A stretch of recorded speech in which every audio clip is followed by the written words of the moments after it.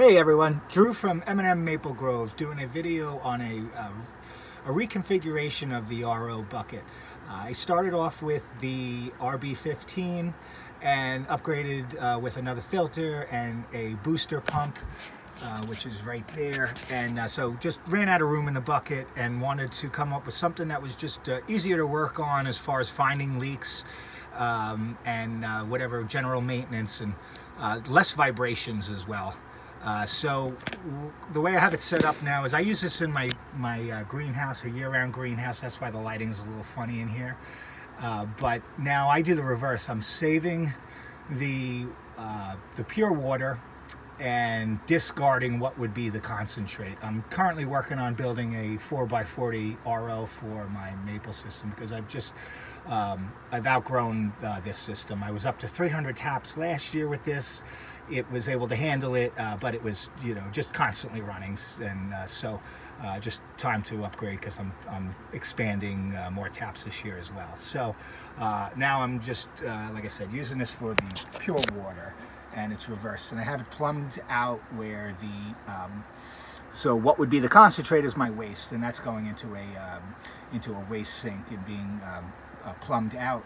But the idea is that if you can have this concentrate line visible, that's another bonus as far as making it easier to adjust the system and seeing the flow. So the way I have this set up is this water runs into this bucket off of my slop sink. I have a slow stream running. I put on a SureFlow inline filter there just to make sure nothing gets in from that. So at that point I have it all hooked up to a switch. I can just turn it on. And now the RO system starts running. You open up your valve. This is another bonus of stabilizing this needle valve really helps as far as not having to fumble around looking for it. So it's just nice to have it in one spot where you're working. So now we have it all the way opened up. The system starts pushing the water through the concentrate line first. Once you get a nice flow on this, you start backing it down and now pushing the pressure through the filters and then creating and then you start getting the pure water. So that's basically the flow right there of what I'm looking for. It's going to go big further once now I start backing it up.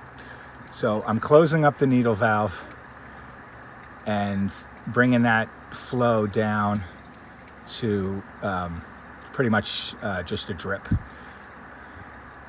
And now the pressure builds up in the system and we'll start pushing through the filters. So now what I have is the water goes through that line and gets collected in this 55-gallon tank. I also have a transfer pump hooked up to this, so I can switch over to the distilled water and use the same setup. Just plug it in there and unplug the RO or whatever and transfer the water over from that point. So now that we got a good flow going, I'm going to open this up. And again, that's basically what we're looking for, but it's going to adjust, it's going to change its pressure over time. And that's what, once I used to have it recirculating in a 55-gallon drum, and you wouldn't realize that the pressure has changed on you, whether it's pushing out too much or too little, whatever. So if you can have a setup where you can visually see this line, it really helps, however you can set that up. So that's roughly what I like to keep it at.